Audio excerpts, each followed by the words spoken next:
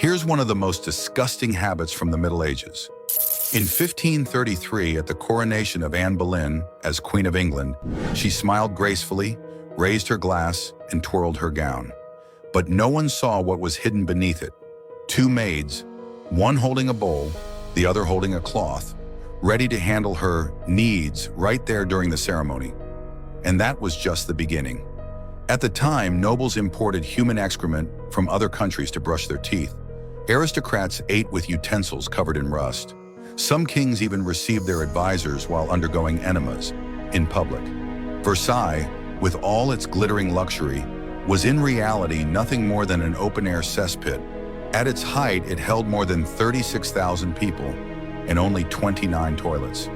Waste overflowed and spread through the rooms.